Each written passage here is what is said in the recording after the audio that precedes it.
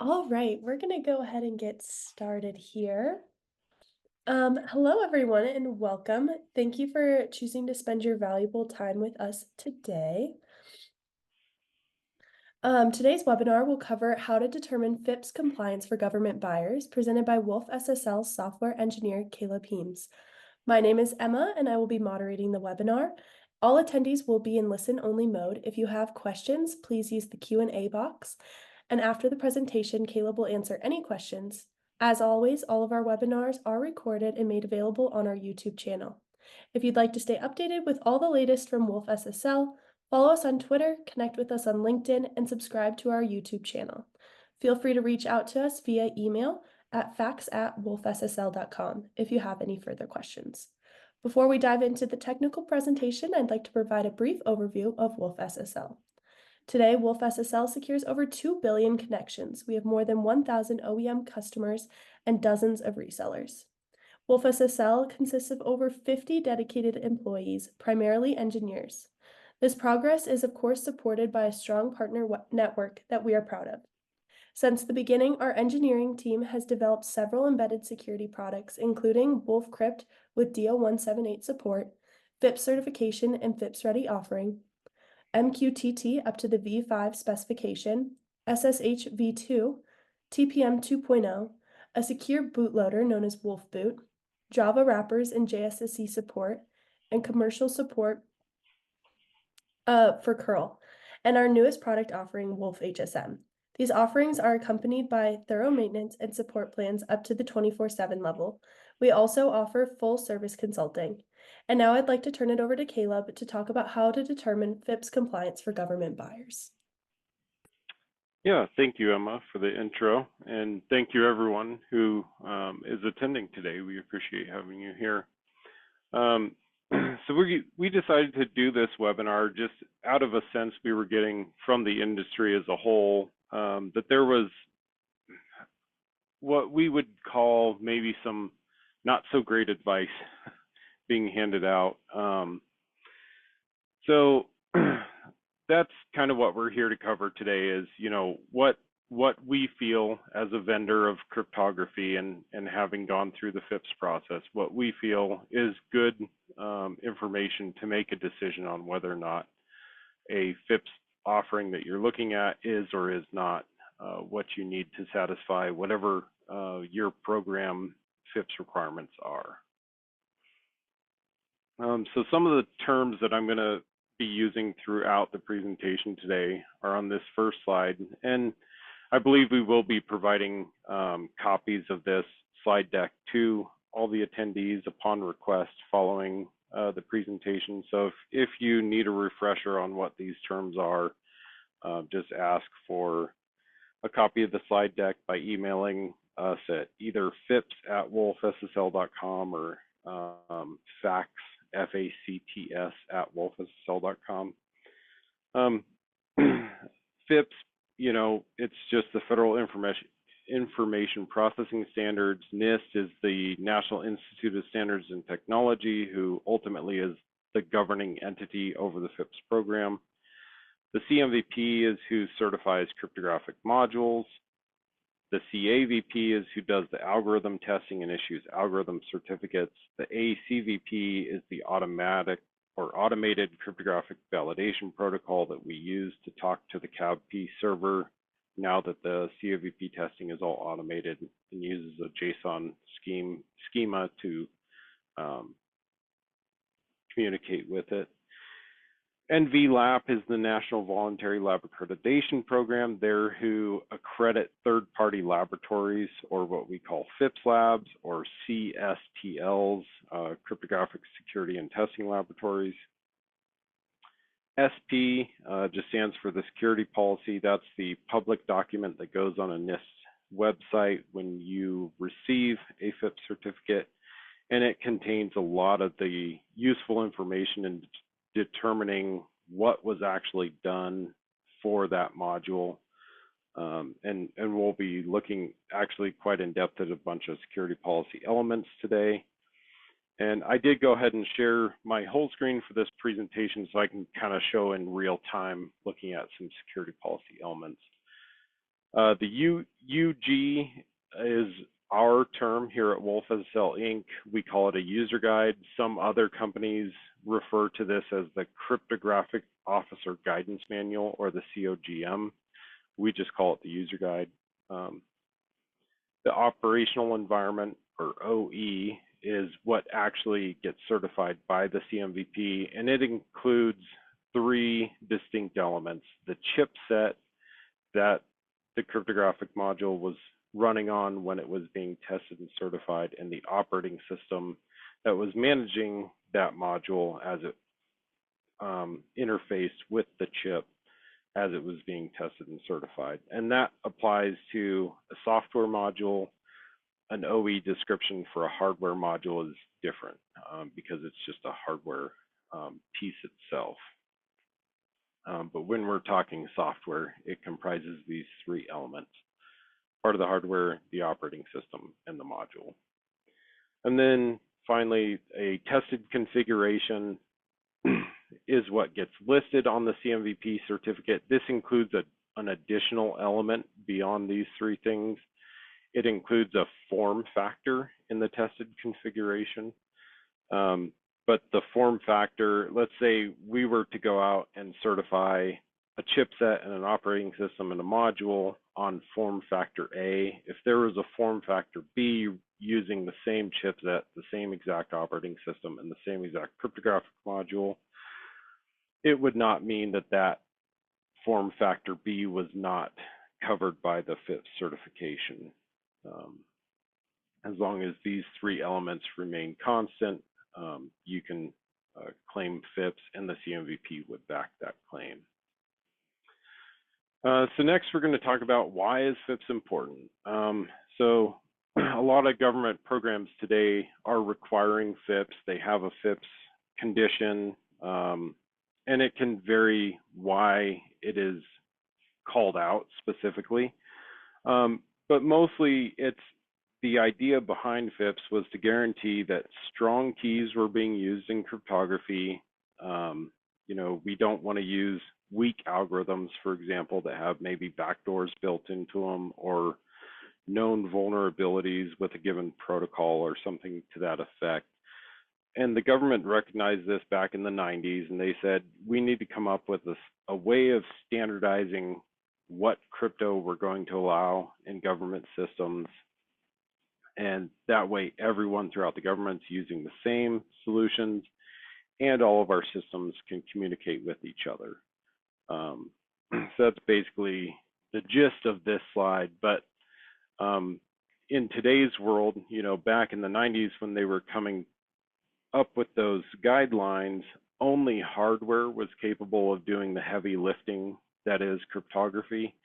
And if you tried to do it on a general purpose CPU back then using software, it really wasn't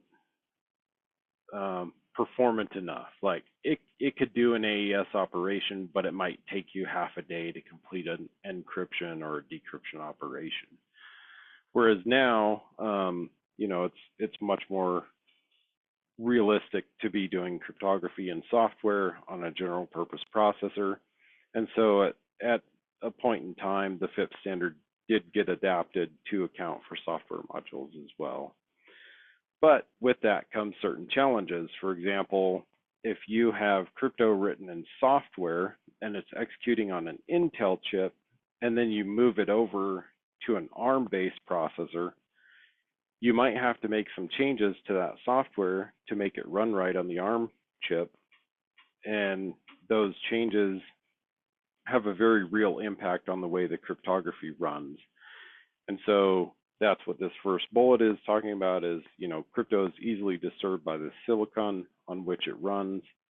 And, it's absolutely paramount that you retest it every time when you're moving to new silicon to make sure that that crypto is still performing the way it's expected to. It can still pass the algorithm tests, and it's still, we do op testing with a FIPS lab to prove it's operating the way it should in all scenarios. So we do white box and black box testing, and all that with the FIPS lab. every time we move to a new silicon. The second bullet is it's easily disturbed by the operating system on which it runs. Oh, I'm sorry, I'm moving kind of quick. I should call out, we do have, examples that we've observed just moving to new silicon causing issues. So we did discover a hardware bug in a UART interface on a specific chip we were working on back in 2015, and that was exposed by the FIPS testing process. And the ultimate outcome of that was we sent a report to the hardware manufacturer themselves. They addressed the hardware bug that we discovered, and then they sent us fresh production line hardware to redo the testing on because those old units were incapable of being FIPS certified. The next bullet is, the operating system has a very real impact. So if we're testing and certifying FIPS on Windows and then we move to Linux, there are things within the kernel space that can have impact on how software running in user space is passed to the chip and acted upon by the chip. And we've run into multiple scenarios, but one of the most pronounced one is, we did a lot of our initial FIPS testing on Linux. We then moved to Windows, assuming everything was going to work right, and nothing worked. Like our integrity check in the FIPS module was failing. It was extremely inconsistent. We'd think we'd got it stable, and then it would change again, and we couldn't figure out what was going on at first. So we did a bunch of research on how the operating system worked, and we found out that there's a solution called ASLR in Windows, which is address space layout randomization. And what it does is it'll take an application running in user space, it'll chop it up into a bunch of little small sections, and then scatter it all over in memory. And this was an attempt to defeat what is called smashing the stack bug, so that if you had a program where you were able to jump outside the program space into memory, you could then start making modifications to how the program ran if you were a malicious actor. And so by scattering an app all over in memory, this made it much harder to predict a successful smashing the stack bug where it would come out in memory. And that was the idea anyways behind the solution. With FIPS, unfortunately, you just have to disable ASLR. You can't have your module scattered all over in memory. Otherwise, the integrity check will never be stable, and you wouldn't be able to determine if a modification had been made to your software since the factory, because ASLR is making modifications to the FIPS module as it is in memory. So it's kind of behaving just like a malicious actor would appear as far as the integrity check is concerned. And then the second challenge on Windows was randomized base addressing. So the module might load at one address one time and then a different address the next time. And that would also have an impact on the integrity check. So to summarize all that, the operating system very much matters to the stability of the module and how the cryptography runs on that given operating system. And then finally, cryptography is easily disturbed by the tool chain used to compile it. And I'm actually working on a project right now with Clang. So we had done a bunch of testing with Clang 13, and everything was fine. As soon as we moved to Clang 14, all the SHA-256 operations began to fail. And then the HMAC obviously was affected as a result. And our DRBG, which is based on SHA-256, also was failing. And what we ended up discovering there was that the compiler was optimizing out a global variable that we were using in a function. And the only way to resolve it was to immediately upon entering the function, store the value of the global to a local variable, and then use the local variable for the rest of the operation. And it's unique to newer versions of Clang. we've sent a report to the Clang developers. We've now gone through Clang 14 and 15 versions. The bugs still persist. They haven't addressed it yet, but we do have that open standing report with them, and hopefully they'll eventually address it. So next, we wanted to talk about why is having your OE on the cert important. And just to summarize it from a high level, if your OE appears on the cert, and again, that OE is the chip, the OS, and the module version that was tested, it means that it went through full compliance checks. It went through FIPS testing with an actual FIPS accredited lab. It was submitted to the CAVP. The CAVP reviewed it and approved all the testing that was done and the evidence that was provided by both the vendor and the lab to the CAVP showing they had done all the work. So if the OE does not appear on the cert, that means it was never passed through a FIPS lab. It was never reviewed by the government body themselves. There is a term called vendor affirmation, and there's also a second term I don't have in this slide called user affirmation. And basically all that's saying is that we, the vendor, guarantee that this module will run the same way on this other operational environment that was not tested with the FIPS lab, was not approved by the government, but we, the vendor, are saying it's good to go. The vendor may or may not do actual testing of any kind. It's unless they give you some sort of testing evidence that they actually checked it on that OE that they're vendor affirming. We, as an organization, we just feel it's subpar. And same with user affirmation. That's where not even the vendor themselves is affirming it, but some end user of the module has set it up on a new operating environment that wasn't tested, and they, the end user, just saying, hey, we guarantee it's good to go. Again, hasn't been reviewed by a lab or approved by the government. So we've seen a few certs under the 140-2 program. Back then, the vendor affirmations didn't go into a table, but under 140-3, there's actually a table set aside for vendor affirmed operational environments. And we just caution that, when you see that on a cert, if there's like one or two tested configurations that were actually approved by the government, went through a lab, and then there's a whole slew of vendor affirmed operational environments, maybe just do some extra due diligence when you're deciding on whether or not that's good enough for your program.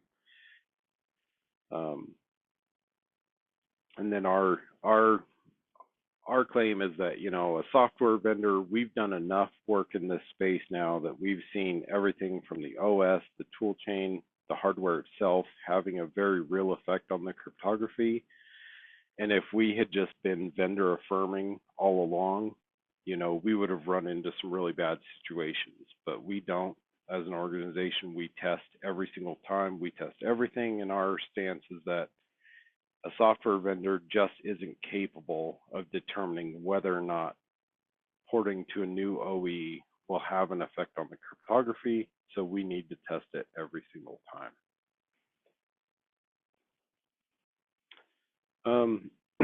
So how do you determine whether or not your OE was actually tested?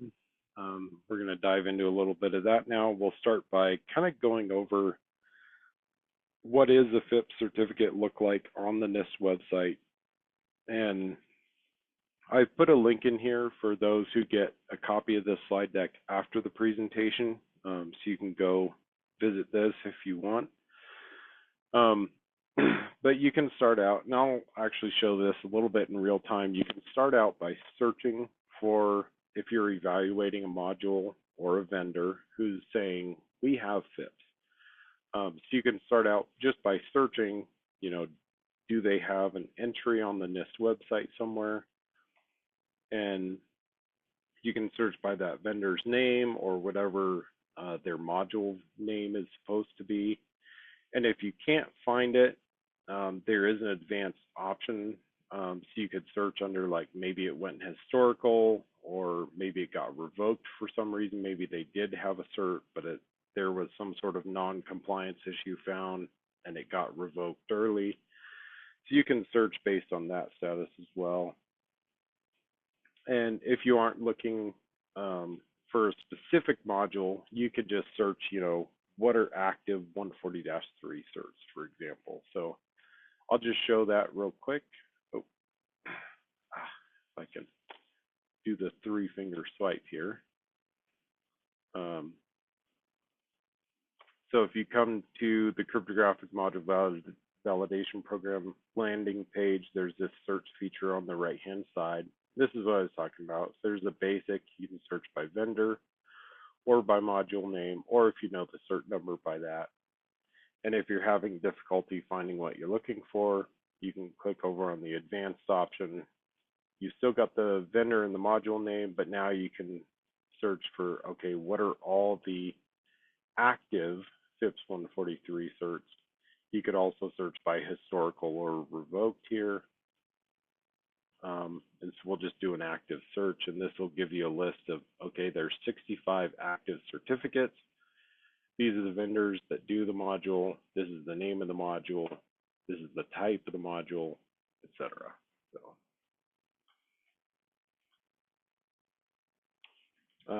once you find a cert that looks interesting or intriguing to you, that you think might fulfill your requirements, you can find the contact info for that cert on the bottom left of the certificate. So again, if I can do my three-finger swipe here, and of course I'll use our cert as the example here. So let me find the wolfSSL one.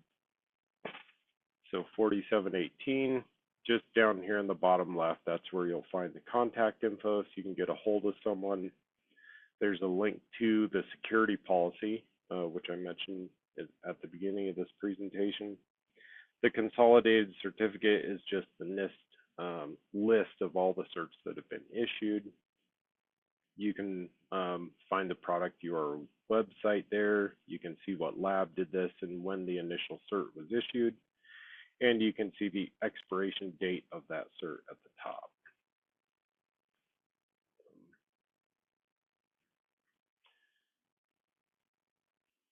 So I kind of just went over this slide really quick in real time, so we don't have to spend a lot of time on it. Oh, the certificate number's at the top as well, but you'd see that from having clicked on the number, what number it was already. And then the security policy has all the details about the module, the tested configurations, if there's any vendor affirmed OEs, what those are, and then the supported algorithms, and then a lot more. So we can look at that real quick. If you open the security policy, you'd see, okay, here in 2.2, you can jump to the tested and vendor affirmed.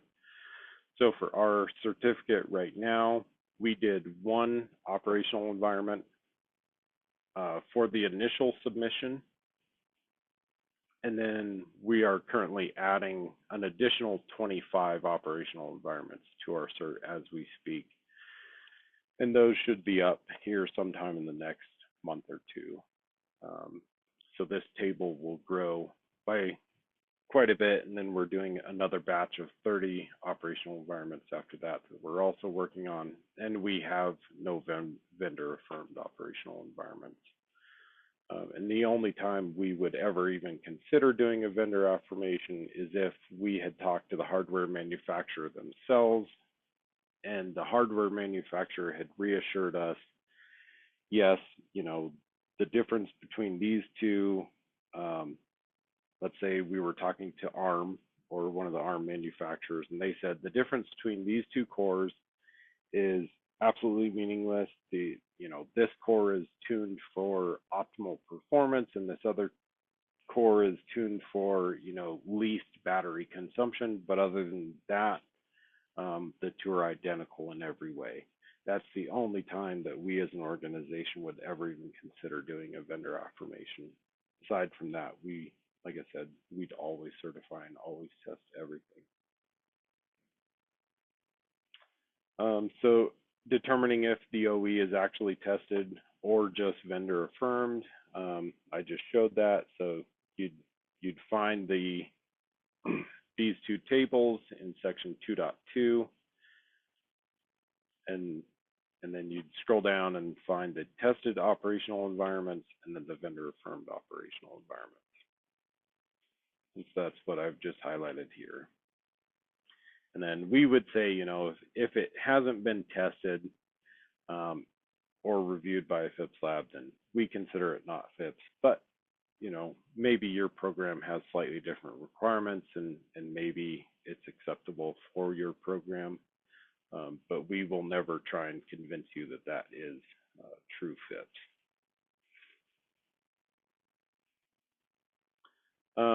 Once you have a FIPS certificate, and if you need to check the algorithms that were certified for that certificate, normally there's a list of approved algorithms. Unfortunately, our cert went through what's called the SP 800-140-BR1, which is the new automated submission process for the CMVP. It's supposed to help speed up and reduce their 140-3 backlog.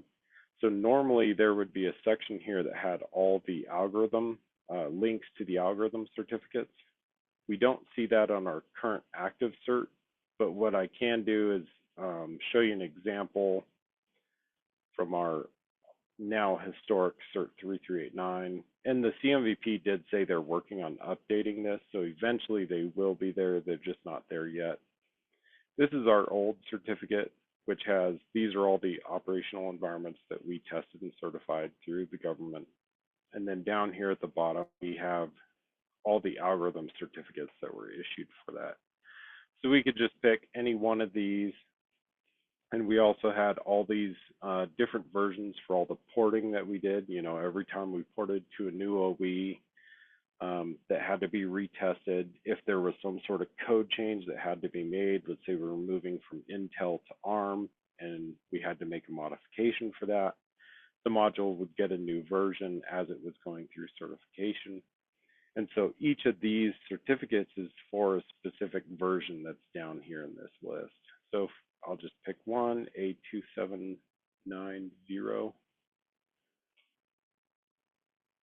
If it'll load. Okay, so this was for version 4.3.2 alpha of our cryptographic module. And these were all the OEs covered by this certificate. You can see all the algorithms that we tested. And then if you expand one of these, you can see what key sizes we were testing, the tag links, CIV links, etc. So maybe your program has an AES CCM requirement for 256-bit AES keys. So you can see that we tested all three sizes. You only need one of them. That's good. It would satisfy your requirements. But maybe your program has a requirement for AES OFB mode, for example, and we didn't do OFB mode on this submission, but we did do it on our most recent submission. And so you still can find our algorithm certificates. They're just not linked in real time on the certificate, but we can get you a link to those if you need them. Find the right link here. So these are those, and you can see here we tested AES OFB mode on this latest submission, again with all key sizes. So that's kind of how you would, if your program has a few more finite requirements and you need to check specific modes, specific key sizes, that's how you do it, is you go over to the algorithm certificates associated with that module version, and you'd check to see that those were tested. And okay, back to our slide deck here. So that's checking the algorithm certs. So then, and this slide is just showing, we had on that old cert 3389, we had a version 432 Charlie that was certified. If you found the right certificate number, it was A4369 for that version 432 Charlie. And then you could this is just showing expanding those details like I just went over and checking what key links, tag links, etc. were all tested.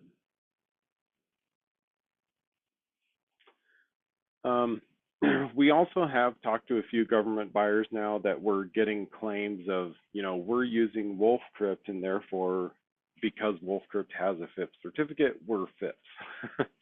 Unfortunately, that's not the reality. So we actually have multiple products that we do licensing for. We license some open source software. And then we have our FIPS commercial bundles, which are only available commercially. And we have some non-FIPS products that are available under GPL or commercial. So if a customer comes to you and says, hey, we've got FIPS because we've got wolfCrypt, just ask them, what's the cert number that your product is associated with, and show us the operational environment that you're running on and how it is on the FIPS certificate or currently in the security policy until the CAVP updates the certificates to have those OEs listed on the front page instead of just in the security policy. And if they can't provide those details, then it's not FIPS. Just using an algorithm that is certifiable, again, that's not FIPS. We've heard some government buyers come to us and say, well, we were talking to this vendor and they told us you had, or that they were using AES CBC and therefore it was FIPS. And no, it could still be one of our non-FIPS products, which also has AES CBC, but it's never been certified. So then that's what this last bullet is saying is just, if the algorithms haven't actually been certified and the OE, the OS and the chipset, along with the right module version are not listed on the certificate, it's not FIPS. And we do work with a lot of auditors. We're open to talking to government buyers. Just give us a call. Like I said, our contact info is on the cert. If you're ever in doubt, just reach out and we will gladly help you determine whether or not the solution was actually FIPS certified or not. And so that's kind of the end of our presentation. We'd like to open it up now to questions, concerns, comments. So please feel free to put those in the chat. Thank you so much, Caleb. All right, to kick off our questions, what are the risks of relying on vendor affirmation instead of FIPS 140 certification for government projects? Basically, the risks are just, the vendor may or may not have tested it. As we showed on our initial couple of slides here in this presentation, we've encountered every single scenario, whether it was the operating system, the tool chain, or the hardware itself, where crypto was not running correctly. And if you had been using that to, do a hash fingerprint or encrypt something and then send it to another government system that had been through actual FIPS certification, the two might actually fail to talk because the decrypt operation on the actual FIPS wouldn't match the original plain text when it came out the other side because the crypto was misbehaving. So that's kind of the risk with vendor affirmation and user affirmation is you just have very little in the way of a guarantee that that crypto is actually doing what it's supposed to do in the right way. Amazing, thank you. Another question, how long is the wolfSSL cert valid? So our current cert is valid until 2029, and we have 2 other submissions in process as well. So we should be covered up through 2030 easily. And it seems like our FIPS traffic is high enough that we're going to continue to be doing submissions every 2 to 3 years now, as opposed to every 5 years. And that way we will never have a gap where we don't have an active FIPS certification. Awesome. How long does it take to add an OE to the FIPS cert? Typically, it can be done in about 2 months from start to finish. it's much quicker process than getting an actual certificate in the first place. We have seen, the CMVP right after the pandemic, they had a huge backlog and they lost a lot of their staff and things did slow down. We had a couple during the 2021, 2022 timeframe that took about 6 months to get an OE added to the cert. But all indications and the level of throughput we're now seeing from the CMVP tell us that's going to drop back down to that original 2-month estimate. So, Okay, perfect. Another question here. FIPS implementation guidance uses both the term operational environment and operating environment. Do these two terms mean the same thing? yes, yeah, they're the same thing. Perfect. What would be like the costs associated with adding an OE to a cert? It honestly depends on the FIPS lab. So we actually do it as just a pass-through cost. We make our money and pay the bills on our licensing fees. So we work with 3 different FIPS lab and they all charge different fees. And so it's hard to put a specific number on it. It would depend on which lab we ended up using for the submission at the time. But the lower end, 20,000, and the high end is 30,000. So it's somewhere in that range, typically. Perfect. And then I think one of our last questions here, if vendor affirmation is not good, why is it allowed? So no, that's a fantastic question. So back in the day when the FIPS standards were being made and vendor affirmation was originally added to the standards, the idea was it was only hardware manufacturers. And a hardware manufacturer, they know that, let's say they have a hardware design and it's got a 10 ohm resistor between components A and B, but that 10 ohm resistor is allowing too much electron flow to component B, and component B is known to overheat and melt down. So in generation 2 of the same product design, they replace that 10 ohm resistor with a 20 ohm resistor to prevent component B from overheating as frequently. And those 2 components have absolutely nothing to do with the crypto on the system. So the hardware manufacturer is very capable of saying, look, we made this change. We affirm that it has 0 impact on the cryptographic module. Therefore, it's, we're going to vendor affirm it.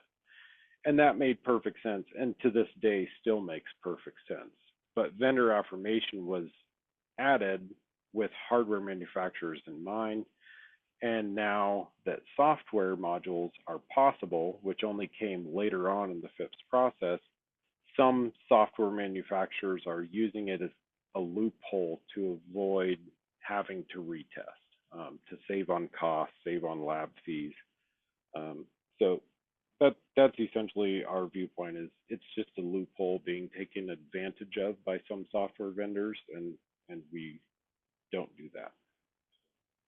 All right. Well, we actually got another question here. So, to be FIPS compliant, is it okay to just comply with OS and crypto module requirements, or do you need additional, or do you also need the hardware, like you mentioned, specific chipsets to be fully compliant? So in all FIPS, there's 2 entities that are really involved. There's the CMVP, and then there's you guys, the government buyers, who are deciding whether or not something is good enough for their program that has a FIPS requirement. And so the government buyers can look and say, okay, this was certified on an Intel Xeon Gold processor of Gen 2, and I'm running on an Intel Xeon Gold processor of Gen 3, but all other aspects are identical. The OS hasn't changed and the module version hasn't changed. The government buyers can decide that's good enough, but the CMVP, because the hardware changed underneath, the CMVP would not say that that was FIPS certified. So I know that's not a specific answer, but it's because there's 2 entities involved, and while the CAVP says it's not FIPS. And we would say, we highly recommend you retest on that new generation of chip just to make sure it's not going to affect things. The buyers might decide that that's a risk they're willing to take. Amazing. Well, thank you, Caleb, for hosting an informative webinar. Thanks to everyone for joining. I will email a copy of the webinar recording and PDF slides. You can keep up with our upcoming events, meet our team in person, read our blog posts, and get the latest wolfSSL updates by following us on X, connecting with us on LinkedIn, and subscribing to our YouTube channel. If you have any questions at all, don't hesitate to shoot us an email at facts@wolfSSL.com. We're here to help. Thanks again, and we look forward to seeing you next week on August 15th for the Getting Started with Lib Curl. Thank you all. Thanks, Emma.